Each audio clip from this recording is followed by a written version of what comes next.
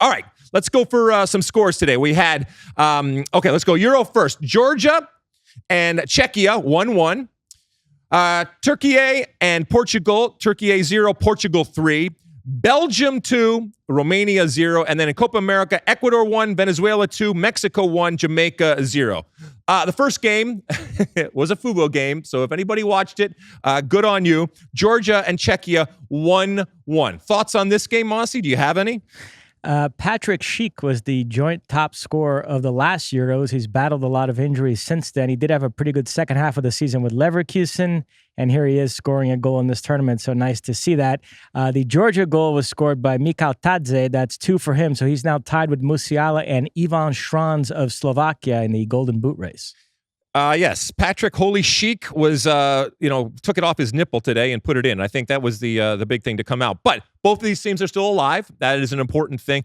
Correct me if I'm wrong. Still after today, there's only one eliminated team, and that would be Poland? Correct. Okay, that's a good thing for a tournament as we get into these second games and going into the third games starting tomorrow. Okay, so that was the first game. We'll get by that. All right, now, Türkiye and Portugal. Türkiye 0, Portugal 3. Türkiye losing to Portugal isn't necessarily a surprise. The way in which it happened was, and an own goal for the ages. I think that is one of the big stories coming out in terms of the fact that own goal right now is kicking ass when it comes to the goal scorer lists out there. Before we get to Cristiano, I'm not bearing the lead here, but anything on the own goal? One of the worst I've ever seen. All right, we'll leave it at that. Big story is Portugal wins. Although Cristiano Ronaldo does not score, the big story coming out of this game is going to be, dare I say it, a unselfish Cristiano Ronaldo. And I know we made fun of it on air, and we can make fun of it here, but strikers in general are selfish. That's a good thing. You want them to be greedy, and none more greedy and selfish than Cristiano Ronaldo. We were watching it together in the green room when the third goal came. And for those that didn't see it, the third goal was basically Cristiano Ronaldo on a breakaway. But it was 2 Portugal players in that moment who had the opportunity. Cristiano Ronaldo would, I think, in most instances, nobody would have batted an eye had he gone on his own, shot, maybe scored, or maybe it had been saved. But in this case, he was benevolent. He was charitable. He was unselfish. And yet my good friend Mosse in that moment turned to me in the green room and said, yeah, but it's the logical pass. And he wanted to give him no credit for doing what I don't think a lot of people expected him to do. Please explain yourself. Well, you're framing it as if I'm giving him no credit. I would argue I'm giving him more credit. We shouldn't make that big a deal about him making the correct play. He's done it many times before. As Rob Stone pointed out today, it was his 47th international assist. So I think this notion that Cristiano Ronaldo always goes for goal and never gives the ball to a teammate that's in a better position than him, I disagree with that premise. It's the notion that Cristiano Ronaldo on a breakaway in a tournament that he has yet to score on defers to somebody else and passes it off to Bruno Fernandes. That's the notion that we are pushing back against. Well, and we should note, folks, after Portugal scored their first goal by Bernardo Silva, Alexi and Joel Santos were trying really hard to concoct this narrative that Ronaldo was this great decoy on the play, and that shows his importance, the way he dragged defenders away from Bernardo Silva, when all he really did is trip over himself and fall in the middle of the box. So you guys were so jonesing to push this Ronaldo theme. And I should say, by the way, I thought he played well today, and I thought he played well against Czechia. He's off to a pretty good start in this tournament, despite the fact just he hasn't scored a goal. Just goal. because you hate Cristiano Ronaldo, all right? Don't take it out on me. Just because I stand for Cristiano Ronaldo and have for years and years, especially when it comes to the debate between Messi and Ronaldo, don't take it out on me, all right? On a serious note, you know how high I am on this Portugal team, and I do think it's significant that they've won both games and scored 5 goals without Cristiano Ronaldo finding the back of the net. I think it does speak to their depth, how much quality they have, so I think they are a major threat to go far in this tournament. Before we get away from this game, do you think that we are putting too much weight on that particular moment? Because we kind of expanded it to kind of look into the psyche and the dynamic of the locker room, and that in that moment, because he was being charitable, because he's being benevolent, if he hadn't, won people over to his side because he can be big. He can suck the oxygen out of a room. I think he would be the first person to admit that. And the dynamic right now between Roberto Martinez and the rest of this team is something they certainly have to be careful of. And in that moment, he was, like I said, so charitable that it almost endears him, certainly from the outside, and maybe it endears him more on the inside. Or am I pushing it? I suppose. I think you're exaggerating a little bit, but there is something to that. All right. Well, anyway, Portugal won. Portugal goes through. Not only they go through, they win their group. So they can in the third game they can do whatever they want, right?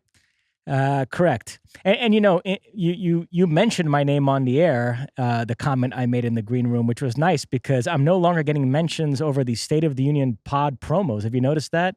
Neither Rob Stone or Jules Breach. It's just tune into Alexi Lalas' State of the Union. That is just wrong. Okay. I mean, don't you have in front of you all of the buttons and all of the keys to basically bring us down if you wanted to? Couldn't you just do something inside the control room? In theory, I could put my name in the script, but I think that would be shameless. I leave it up to Rob Stone's discretion. All right. Well, I'm going to come into the control room tomorrow. I'm going to demand that your name is in the script when they are reading and giving the promo for the podcast. All right. Moving on.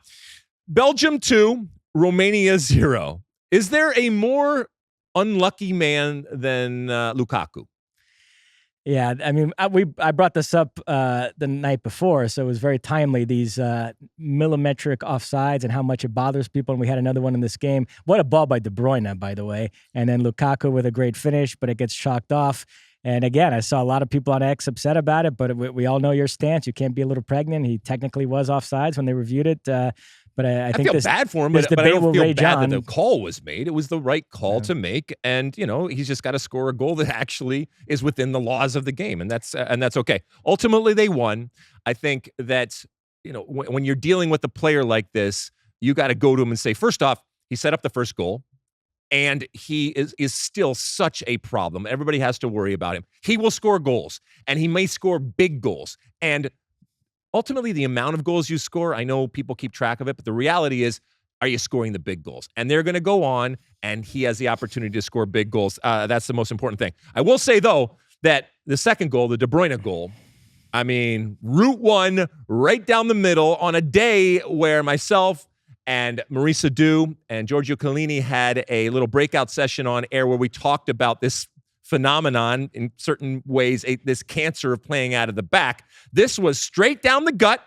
This was the new romantics because playing out of the back evidently for Belgium is dead, and long live the long ball, and it was glorious to see. Kevin De Bruyne gets on the end of it and just basically runs straight down the end the field and puts in the goal. They win 2-0. Yeah, and it was redemption for Doku today because it was his bad giveaway deep in his own half that led to the Slovakia goal and the Belgium defeat. Doku was phenomenal today, involved in the first goal. That was a great play. Doku to Lukaku, the layoff to Tielemans. And then, to your point, the second goal, the goalkeeper Casteels gets the assist with the ball over the top to De Bruyne. So good performance by Belgium, good result. They're back on track. Doku, especially that first half, they did not know what to do. He was tearing them a new one every single time he touched the ball. It was an amazing thing to see. All right, so those are the Euro games that happened today. Then we did the turnover. And the production team and everybody. Did you go home or did you hang out for the Been here the whole time. You have? Okay, good. Well, we want to make sure that nothing happens, right? So we got to keep you around. All right, we get into the Copa America. Ecuador 1, Venezuela 2. Congratulations to the Vino Tinto. Now, the Enner Venezia red card, okay, for those that watched. This was insane in that it was unnecessary, and yet there were some people that said, maybe it should have been a yellow card. You have to be in control, and you are responsible for your extremities. And you cannot put your foot through somebody's, or at least attempt to put your foot through somebody's sternum and expect to stay on the field, which is what he did. So it was rush above the head, whatever you want to talk about, whatever you want to say. But ultimately, he put his team in the crapper there, so they go down to 10 men. And yet, they fight back, and they score a goal. At that point, Mosse, what do you think is going to happen? I thought even down a man, they might be able to get a result. This Venezuela team is for real. Now, again, it's against 10 men, Ecuador, and a lot of people talking about this as the best Ecuador team in some time. I do think that they are a very good team, But ultimately, they let the Vinotinto back into the game. Substitutions are huge. Players coming off the bench, making a difference. And Venezuela fights back for 2 goals to win 2-1. Yeah, Cadiz and Bayo get their goals after Sarmiento had scored for Ecuador. Ecuador are my dark horse for the Copa America, and Türkiye are my dark horse for the Euro. So it was a bad day for Mosse dark horses. But obviously the Valencia red card shaped the whole match. So yeah, disappointing result for them. Good result for Venezuela. By the way, how about Fran Arthur texting us excitedly about the Venezuela result? Does she think we don't remember her telling us that she would root for Argentina over Venezuela if they played in the game? We remember everything. So she's very excited. And I don't know how you say bandwagon in Spanish, but or if there's a dialect when it comes to Venezuela for the Vinotinto, but that's exactly what she is right now. Because, if this had been against Argentina, or if this had featured Messi in any way, either directly or on the periphery, we know what would have happened in that type of situation. But congratulations to all our Venezuelan friends. A huge victory. They get 3 points off the bat. Ecuador now is, obviously they lost the game, but they also lost Ener Valencia up top, so they're going to have to make some changes going forward. It was still an element of the bar fight type of scenario that keeps going on when it comes to this game. Okay, so we go to Mexico, Jamaica. Ultimately, Mexico gets the win, 1-0 over Jamaica. Much better second half than first half. But really, I don't think that this score nor this performance is changing anybody's mind about the problems when it comes to this Mexico team. At times, they seemed rudderless. They were rudderless. They had no idea in terms of what they actually wanted to do. No organization. Very few players, and no, I'm not going to say very few players. Nobody really wants to take anybody on one-on-one in the way that they have done in the past, and I'm not sure if they even have the ability to take players one-on-one. They have no real threat up top, and so a real toothless type of Mexico found a way to ultimately get a result. But again, if this is what Mexico is in Copa America 2024, they're not long for the tournament. So they got to find some answers real quick. A great goal by Arteaga, it must be said. But yeah, I agree with you. Overall, very average performance and a costly win because they lose Edson Alvarez, who is one of their few really good players with what could potentially be a serious injury. We'll see.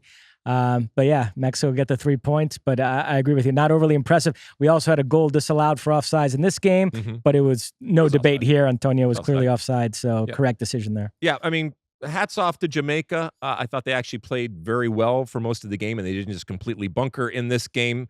But ultimately, Mexico gets the 3 points and jumps to the top of the group.